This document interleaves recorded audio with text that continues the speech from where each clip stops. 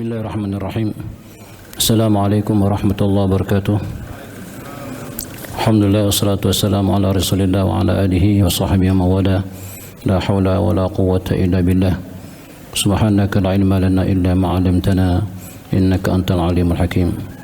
Rabbi israh li sadri wa yassir li amri wahlul 'uqdatam min lisani yafqahu qawli. Allahumma la sahla illa ma ja'altahu sahla wa anta taj'alus sa'ba idza syi'ta sahla wal 'aqibatu lil muttaqin wa la 'udwana illa 'alal zalimin. Wa qala ta'ala fil Qur'anil Karim a'udzu billahi minasy syaithanir rajim.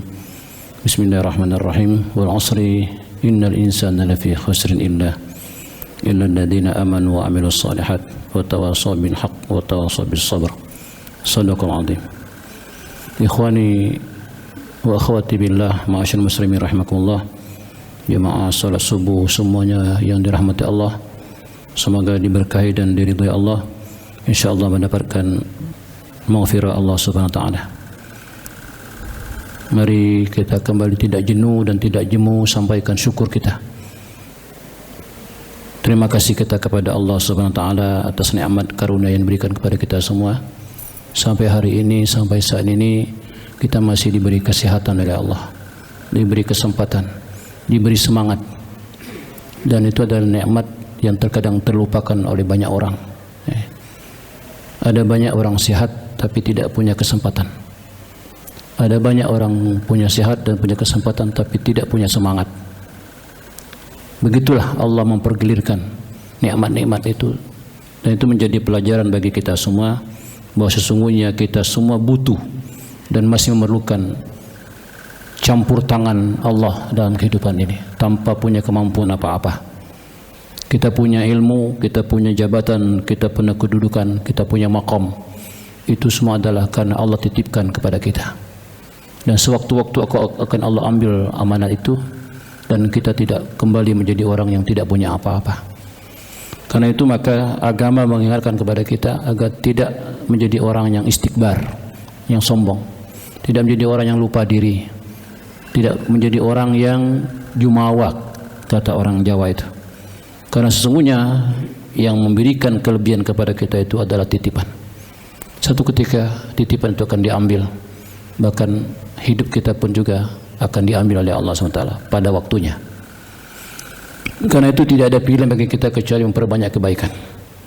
Memperbanyak kebaikan, sekali lagi memperbanyak kebaikan, dan menjauhi segala bentuk kemaksiatan, segala bentuk yang dilarang oleh Allah SWT. Itu maka kemudian ketika dari Ustadz Kushairi menemui saya untuk minta kesediaan ini, saya sudah lama tidak berada di masjid ini, mungkin sudah berapa tahun itu ya. Dulu masih aktif di bawah, masih belum terihab ya. Lalu saya istirahat karena ada beberapa kesibukan lain ya. Baru kemarin ketika Ustadz Kushairi dari Izzuddin menghubungi saya untuk itu, insyaallah saya bilang jangan lebih dari malam yang lain, karena kebetulan ini Sabtu, nanti Minggu kebetulan ada malam berturut-turut yang tidak bisa ditinggalkan.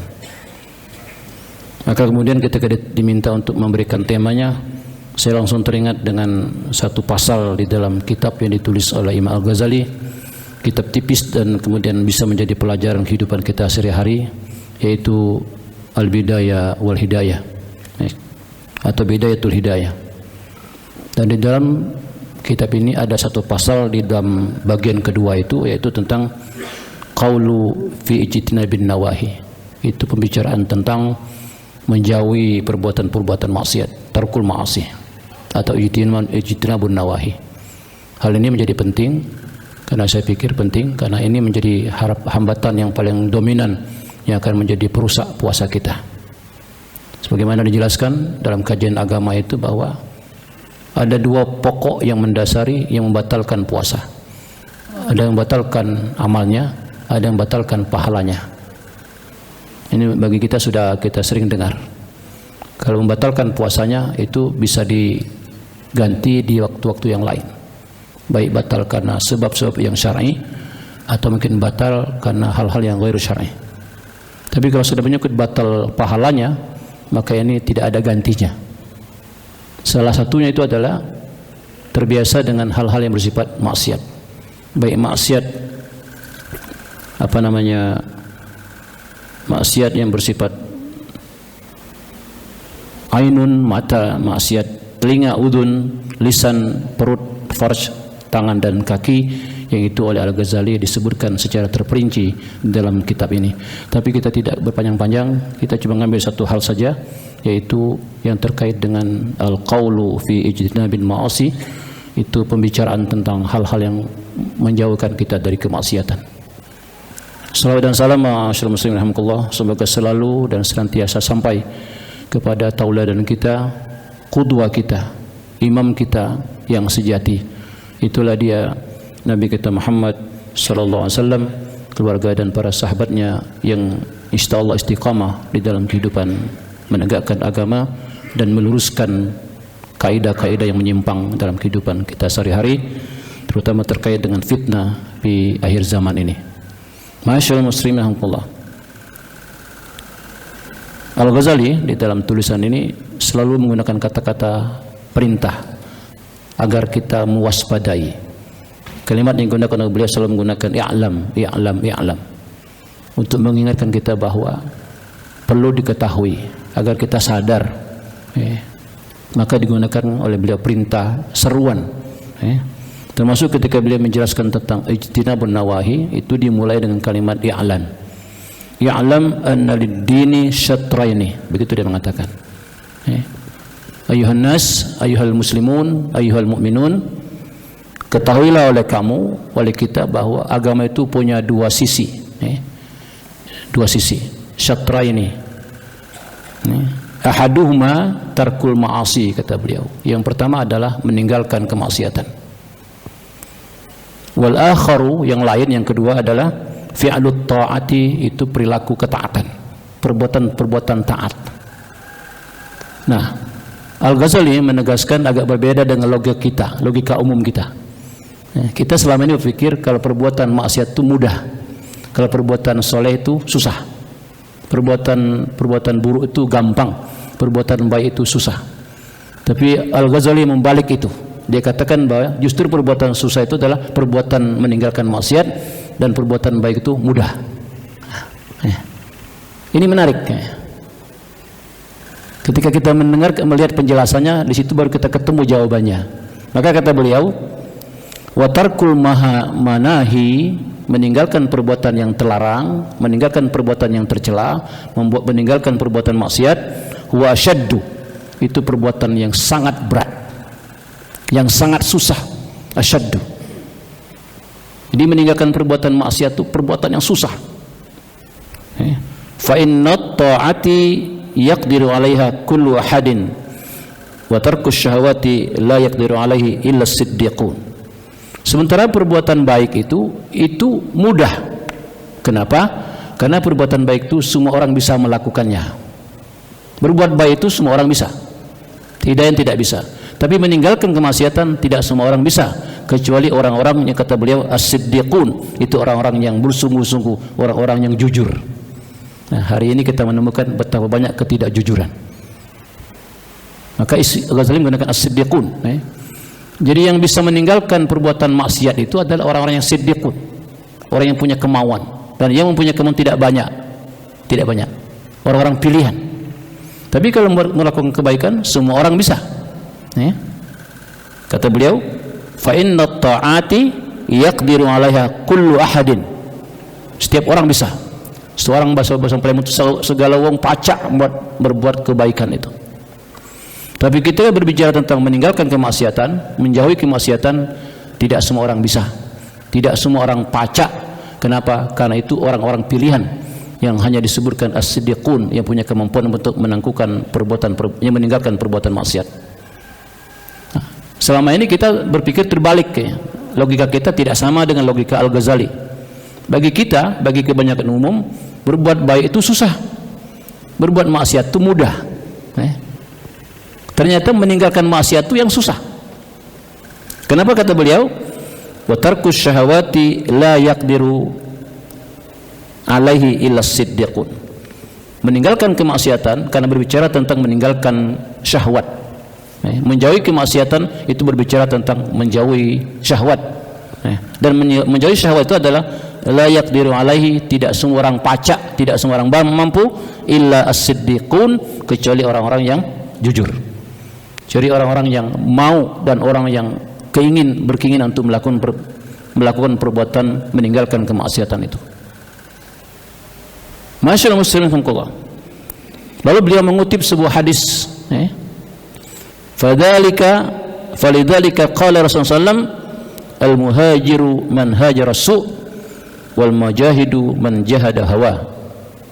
Dia mengutip hadis, beliau mengutip hadis Al-Ghazali. Apa kata beliau? Qala Rasulullah sallam, Nabi bersabda terkait dengan sulitnya meninggalkan kemaksiatan dan mudahnya melakukan kebaikan. Apa kata beliau? Mengutip hadis Rasul, kama qala Rasul sallallahu alaihi wasallam, al-muhajiru man hajara as-su'. Sesungguhnya orang-orang yang pindah, yang hijrah dari suasana yang tidak baik kepada suasana yang baik, dari suasana yang kurang bagus kepada yang bagus, dari yang bagus kepada yang lebih bagus, itu adalah ketika orang itu mampu pindah, meninggalkan as-su', kerusakan, meninggalkan dosa, meninggalkan perbuatan yang tidak diridhoi Allah SWT. Itu yang hijrah.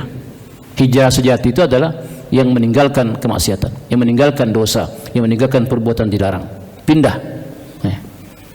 Wal mujahidu, sementara para mujahid itu, pejuang itu adalah, kata beliau apa?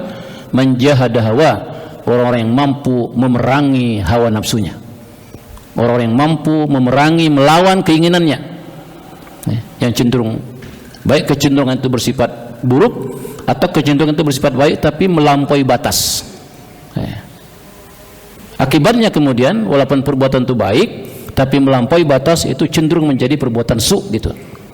Orang akan jadi rakus, akan jadi tamak, lalu tidak memikirkan yang lain. Padahal dia bagus itu.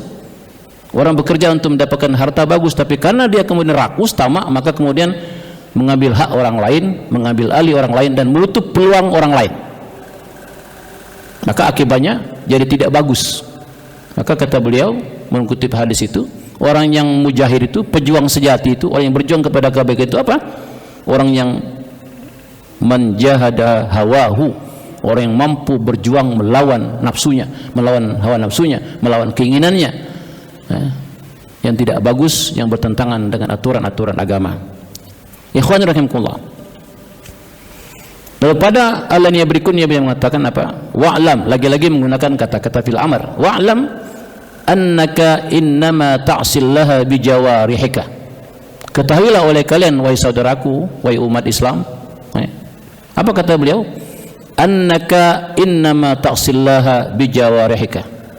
Sesungguhnya orang-orang yang melaksanakan kemaksiatan dengan anggota badannya, seluruh anggota badannya, baik dengan tangannya, baik dengan kakinya, baik dengan mulutnya, baik dengan matanya, semua anggota badan, jawarih. Maka dikatakan, ya'lam annaka innama ta'si al-ma'siyah bijawarihika. Sesungguhnya orang-orang yang melaksanakan kemaksiatan dengan anggota badannya, bermaksiat kepada Allah dengan anggota badannya, wa innama hiya ni'matun minallahi 'alaika wa amanatun ladaika. Sementara dia tahu nikmat itu, anggota badan itu adalah nikmat dan amanah yang dititipkan Allah kepada kita. Tangan itu adalah nikmat, kaki itu nikmat, mulut itu nikmat, dan amanah itu, kata beliau. Maka apa kata beliau? Fasta'anatuka bi ni'matillahi 'ala ma'siyatihi ghayatul kufran. Orang yang menggunakan nikmat Allah untuk berbuat maksiat, itu adalah sebesar-besar kedurhakaan. Subhanallah, bahasa beliau itu luar biasa. Jadi orang yang menggunakan seluruh anggota badannya, yang itu adalah nikmat Allah, untuk berbuat kemaksiatan, itu adalah ghayatul kufran. Itu puncaknya adalah sejahat-jahat kedurhakaan. Tangan yang digunakan untuk berbuat yang tidak baik, merubah angka-angka, itu kata beliau itu adalah apa? Ghayatul kufran. Itu buntu dari kedurhakaan yang puncak, gitu kan.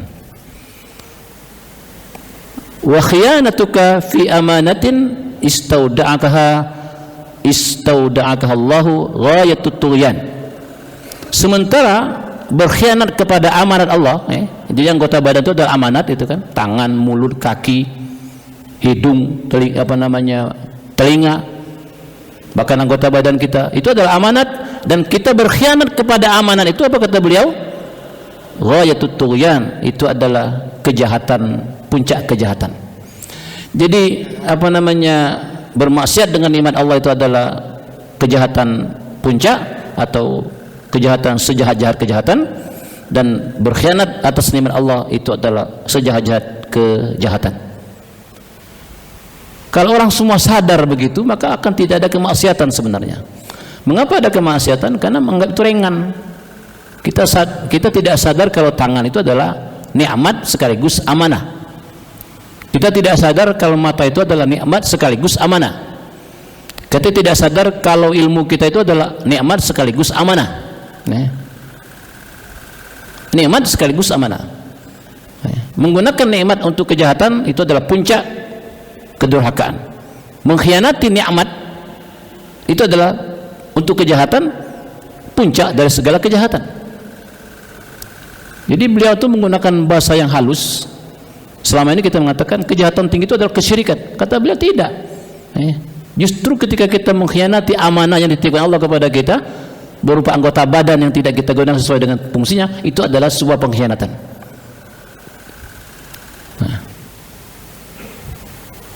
Maka kata beliau selanjutnya, fa'dha'uka ri'ayaka fandur kaifa tar'aha fakullukum ra'in wa kullukum mas'ulun an ra'ayatihi kama qala Rasul sallallahu alaihi wasallam. Maka kata beliau, fa'dha'uka ri'ayaka, maka seluruh yang dititipkan Allah kepadamu itu adalah tanggung jawab kita semua. Tangan adalah tanggung jawab kita, mata tanggung jawab kita, hati mulut tanggung jawab kita, telinga tanggung jawab kita, kaki tanggung jawab kita. Jadi yang terkait yang dititipkan Allah kepada kita terkait dengan jawarih itu, jawarih anggota badan itu adalah itu kita punya tanggung jawab untuk mengatasinya, menjaganya, punya tanggung jawab untuk diarahkan kepada hal-hal yang positif. Lalu fandur kaifa tar'aha, maka perhatikan kemana arahnya tanggung jawab itu kita kerjakan, dikemanakan tanggung jawab itu kita arahkan. Itu perlu kita ketahui. Mau dikemanakan fungsi tangan ini, mau diapakan fungsi kaki itu, dan seterusnya. Bagaimana menjaga agar mulut kita bicara yang bagus. Bahkan di dalam hadis itu Rasul katakan, kalau bicara itu tak keruan, itu bahasa Palembang, tidak senonoh, tidak sesuai dengan fungsi mulutnya yang bagus, maka itu pertanda yang bersangkutan belum beriman kepada Allah dan belum beriman kepada hari akhir. Hadis yang masyhur seperti itu, man kana yu'minu billahi wal yawmil akhir falyakul khairan aw liyasmut. Barang siapa yang merasa menyatakan diri iman kepada Allah, merasa beriman kepada Allah dan hari akhir, maka hendaklah dia diam, atau kalau tidak dia ngomong ngomong yang bagus, bicara yang bagus. Kalau tidak, diam itu lebih bagus.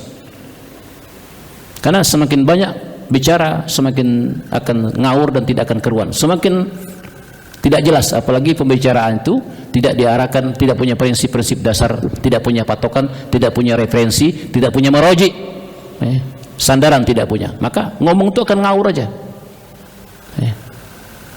Ketika mulut itu berbohong pada satu ketika, maka akan muncul kebohongan yang lain. Kenapa? Karena kebohongan yang lain itu akan menutupi kebohongan yang pertama. Seterusnya begitu.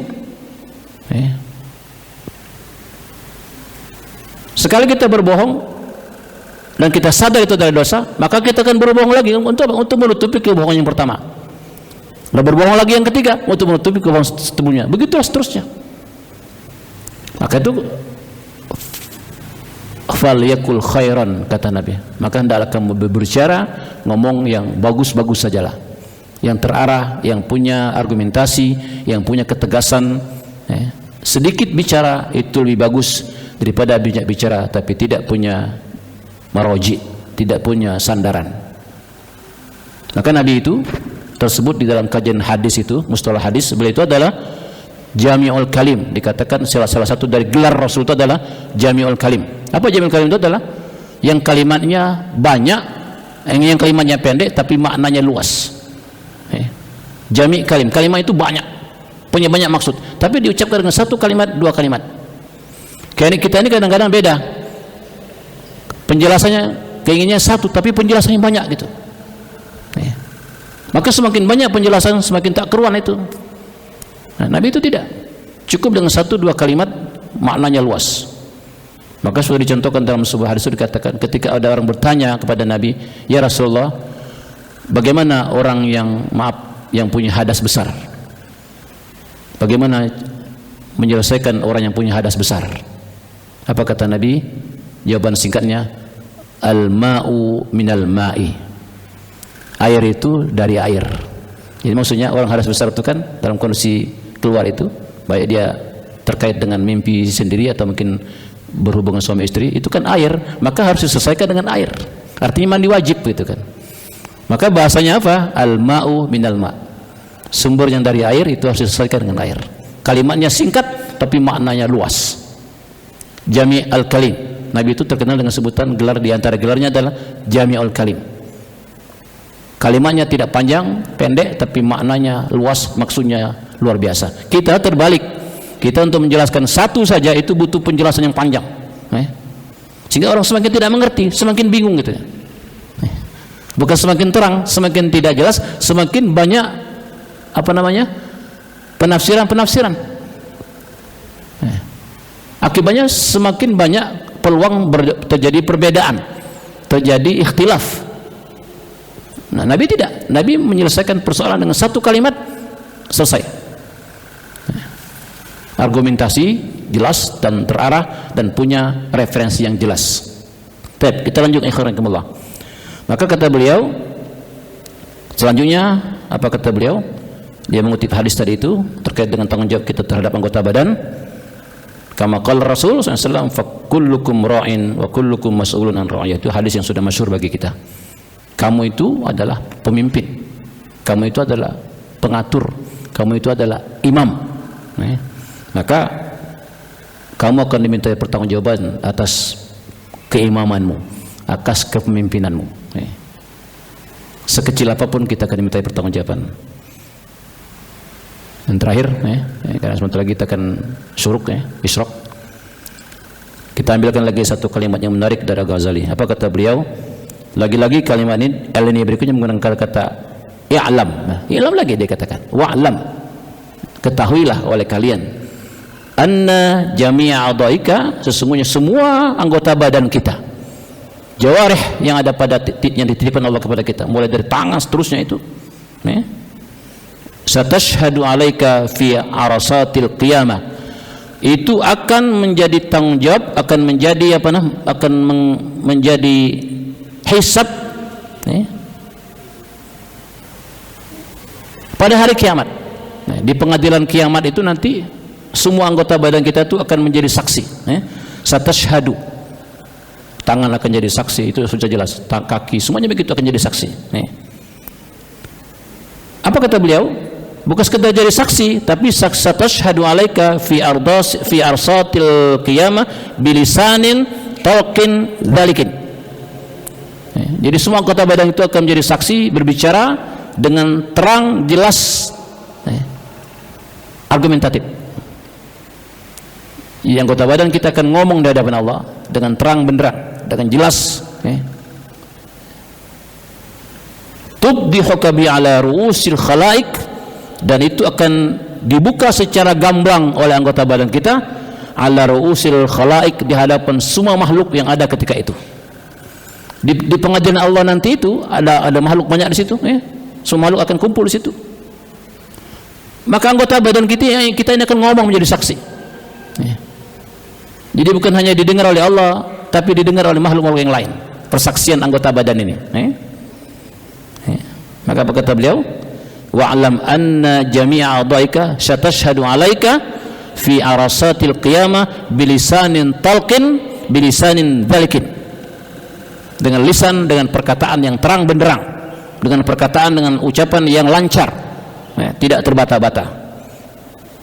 Tubdihuka bihi ala ru'usil khalaik, yang itu akan terbuka secara terang benderang di hadapan para makhluk-makhluk Allah yang lain. Jadi tidak baca lagi nutup-nutupi. Kalau hari ini kita tutup-tutupi. Kesalahan itu kita tutupi. Cuman paling-paling nahan hati nangis karena ada satu perang di dalam batinnya antara dosa dengan tekanan. Di satu sisi dia ditekan oleh kondisi lingkungannya, satu sisi dia sadar itu adalah perbuatan dosa. Maka akhirnya nangislah. Nah,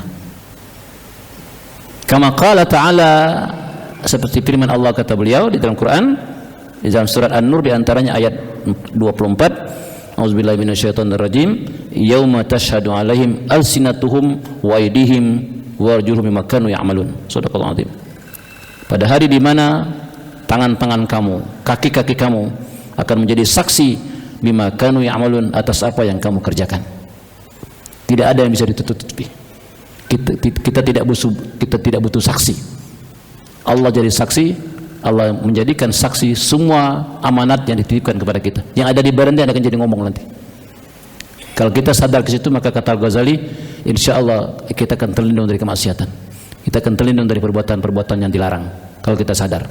Mengapa tidak terjadi kemaksiatan? Karena persoalan itu tidak disadari.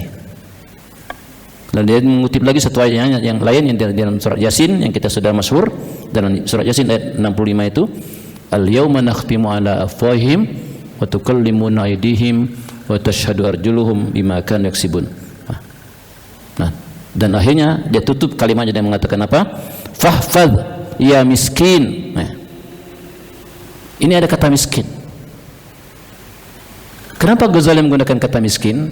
Di dalam penjelasan para ulama, fahfadh ya miskin, maka peliharalah wahai manusia-manusia yang tidak punya. Jadi kita nanti manusia itu hadapan Allah tak punya apa-apa. Miskin. Jadi Al-Ghazali mengingatkan kita bahwa kita nanti ada Allah itu tidak punya apa-apa. Jabatan, kekayaan semuanya hilang. Kita jadi orang miskin. Maka beliau sebut fahfad ya miskin. Jaga olehmu wahai orang miskin. Wahai orang yang tak punya apa-apa. Tidak punya jabatan, tidak punya biking, tidak punya apa. Miskin kita di hadapan Allah. Apa kata beliau? Fahfad ya miskin jami'a badanika khususan a'dha'aka as-sab'ah. Maka itu wahai saudaraku yang miskin yang tidak punya apa-apa, termasuk dia juga mengatakan dia miskin di hadapan Allah, jaga badanmu, khususnya anggota yang 7 di dalam badan kita. Fahfad ya miskin jami'a badanika khususan a'dha'aka as-sab'ah. Wahai saudaraku yang miskin di hadapan Allah, jaga semua anggota badanmu, termasuk terutama yang khususan a'dha'aka as-sab'ah, khususnya anggota badanmu yang 7. Apa anggota badan 7 itu? Disebutkan oleh beliau, al-a'dha'us sab'ah wa hiya al-ainu. Pertama adalah mata. Yang pertama, itu anggota badan yang pertama. Yang kedua adalah wal udhunu, itu telinga.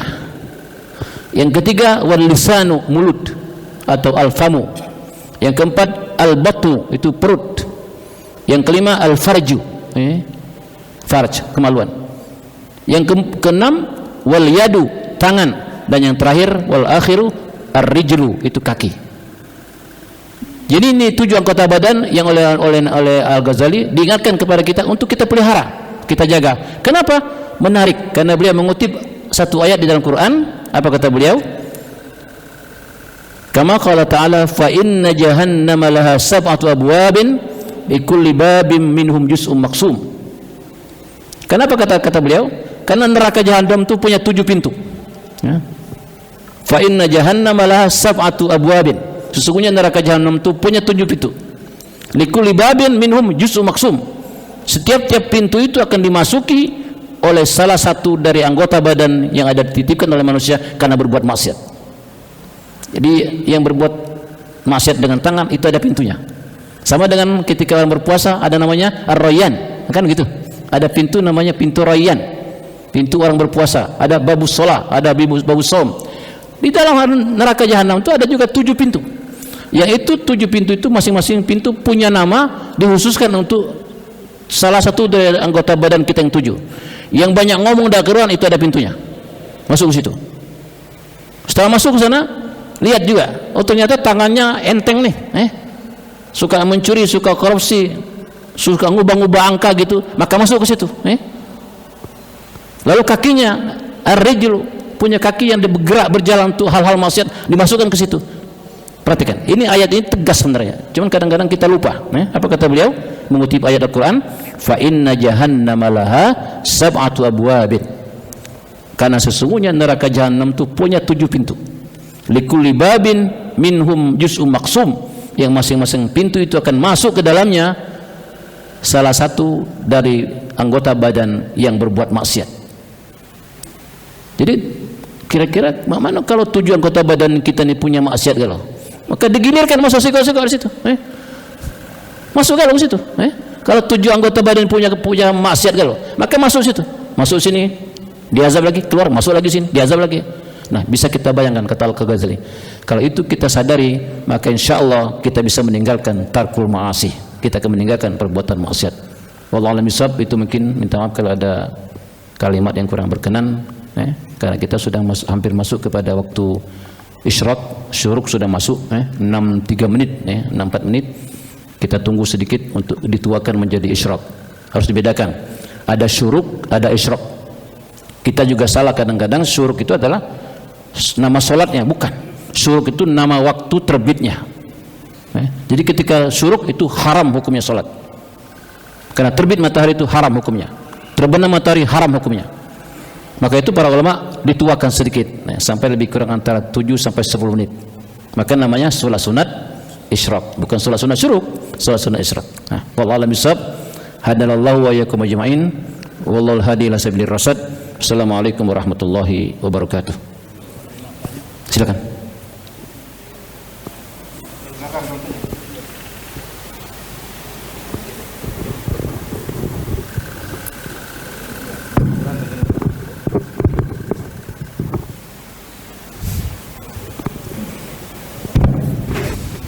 Bismillahirrahmanirrahim. Assalamualaikum warahmatullahi wabarakatuh. Assalamualaikum warahmatullahi wabarakatuh. Terima kasih dan mohon maaf pada semuanya. Begini Pak Ustadz, kalau saya sudah mengerti apa yang dibilang oleh Ustadz tadi, kita harus selalu berusaha untuk meninggalkan maksiat, terutama maksiat anggota badan kita. Nah, yang belum saya mengerti bagaimana caranya Ustadz, caranya untuk meninggalkan maksiat. Misalnya contohnya maksiat hati atau maksiat mata, terutama mata, telinga, mulut. Nah, itu banyak sekali timbul maksiat. Nah, bagaimana caranya untuk agar kita tidak melakukan maksiat mulut misalnya. Misalnya mulut, kita melihat orang berpakaian bagus, lalu timbul syahwat, iri hati misalnya. Kita lihat orang pakai mobil bagus, sudah timbul maksiat. Kita melihat orang ini dari mana uangnya ini pasti korupsi segala macam. Nah, ini bagaimana caranya untuk menghindari hal-hal tersebut? Terima kasih. Assalamualaikum warahmatullahi wabarakatuh. Waalaikumsalam warahmatullahi wabarakatuh. Kira-kira siap sampai siang? Nah, ini di dalam buku ini ada. Al-Ghazali merinci. Pokoknya begini katakan. Ammal ainu, adapun mata. Lalu ammal udhunu, adapun telinga. Wa ammal lisanu, jadi ada semua itu nanti jawabannya ada di sini. Bagaimana mengatasi maksiat lisan, bagaimana mengatasi maksiat telinga, bagaimana mengatasi maksiat mata. Tapi yang terakhir dia kata begini, apa? Dari sekian banyak nih itu maksiat itu, apa kata beliau? Fahfad lisanaka min thamaniyatin. Jagalah lisanmu dari thamaniyah. Apa thamaniyah itu? 9 kan? 8. Jadi khusus untuk mulut beliau pakai merinci jumlah. Kalau kalau ainun itu tidak disebutkan jumlahnya. Ada, walaupun ada dikatakan sini fahfadha al-arba'in, ada 4. Untuk uzun telinga, beliau menyebutkan sini fahfadha an tusghiya biha ilal bid'ah awil ghiba, awil fuhshi, awil haudi, dan seterusnya. Jadi kalau kita bisa berangkat sampai siang, saya lanjut Pak. Nanti kita diskusi panjang aja itu. Literalnya aja. Ya. Jadi bagaimana menghindari itu, agar penyakit hati itu hilang ini itu. Maka kata beliau yang paling kunci dikatakan di sini, saya ambilkan kutipan saja biar rujukannya jelas, tidak ngawur kalau saya ngomong gitu kan. Apa kata beliau? Ar-ruju'u ilal Quran was sunnah wa isma'u ala jami' aqwalil ulama. As-sahih as-salih. Maka kembalilah kamu kepada Quran dan kembalilah kamu kepada sunnah dan dengarkan nasihat para ulama. Dengarkan nasihat para ulama. Artinya di antara alasan itu adalah banyak berkumpul dengan orang yang alim. Kalau kita berkumpul dengan orang alim, orang yang berilmu, insya Allah akan terhindar dari hati yang cemburu, hati yang dengki, hati yang iri gitu. Kenapa? Karena omongan para ulama itu, ucapan para ulama, sikap para ulama itu, orang-orang soleh itu tidak akan pernah yang begitu. Bahkan mereka tuh justru iri ketika ada kisah menarik. Bahkan di zaman ini ada, itu ada seorang miliuner di Timur Tengah yang bosan jadi orang kaya. Jadi iri dengan orang miskin itu. Maka dia berdoa kepada Allah agar semua kekayaannya diambil. Karena tidak bisa, makanya dititipkan, dia kata para ulama, semua infakkanlah kepada kebaikan, diberikan. Jadi keirian itu bukan hanya kepada kebaikan, ada iri kepada yang walaupun tidak banyak. Kita iri kepada orang punya mobil, iri kepada orang punya rumah, iri yang punya kemuliaan, punya jabatan. Itu biasa. Tapi ada orang iri kepada kemiskinan, iri kepada kesederhanaan, iri kepada kefakiran, iri kepada sifat-sifat tawadu. Maka kata Nabi dalam hadisnya itu, orang tidak boleh hasad kecuali la hasada illa fisnataini. Tidak boleh kamu hasud, dengki kepada orang kecuali dengan dua hal. Pertama, ketika kita hasad kepada orang yang berilmu, mengapa dia bisa kita tidak. Yang kedua, kita hasad kepada orang yang ahli ibadah, kenapa dia bisa saya tidak. Itu saja yang diperbolehkan. Selebihnya hasad itu tidak boleh. La hasada illa fisnataini. Tidak boleh kehasutan itu muncul pada diri kita, kedengkian, kecuali dalam dua hal itu. Jadi kalau kita hasad kepada orang kaya, itu tidak boleh. Biarin aja lah kekayaan itu. Kenapa? Karena sejarah pernah mencatat para sahabat Nabi itu pernah iri kepada orang kaya. Kan ada ceritanya itu, ada ceritanya sering ulama mengatakan, ya Rasulullah, kami iri kepada orang kaya itu. Kenapa? Mereka bisa beribadah, kami tidak bisa beribadah dengan hartanya. Dia bisa sedekah, dia bisa ini, dia bisa ini. Kami tak bisa karena kami tak punya kekayaan. Maka kata Nabi apa? Amalkan 3 ucapan. Subhanallah, alhamdulillah, Allahu Akbar. Dan tutup dengan kalimat tauhid, la ilaha illallah wahdahu la syarikalah. Itu diamalkan oleh para sahabat tuh. Satu ketika datang lagi kepada Rasulullah, ya Rasulullah, kenapa? Orang kaya tuh pacak juga ngomong cak itu, mampu juga dia mengucapkan subhanallah, mampu juga dia mengucapkan alhamdulillah, mampu juga mengucapkan Allahu Akbar, mampu juga mengucapkan kalimat tauhid. Apa kata Rasul? Cukuplah, karena masing-masing Allah sudah memberikan ukurannya masing-masing. Jadi terimalah ukuran yang ada pada kalian dan manfaatkan ukuran itu sesuai dengan biqadarikum, dengan kemampuan kamu. Nah, jadi mengatasi itu mudah sebenarnya Pak, mengatasi. Cuman memang tadi tarkul ma'asi itu berat. Karena tidak semua orang bisa tarkul ma'asi, tidak semua orang pacak untuk menghindari penyakit hati itu. Tapi ada orang yang bisa. Siapa kata Al-Ghazali? As-siddiqun, orang yang punya kemauan, orang yang jujur. Nah, pacak dia. Tapi orang yang seperti kita tidak bisa. Masih juga ada ketika tetangga kita punya mobil mulai curiga, dari mana mobilnya? Itu gawinya sama beda dengan kita nih, pegawai juga, dari mana dia? Tidak beres. Padahal mungkin kita tidak tahu dia punya usaha lain, punya kebun, punya ini, punya ini. Maka itu pada masa Nabi itu, maaf ini saya menyimpang sedikit. Para sahabat Rasul itu pada bulan puasa mereka tidak bekerja.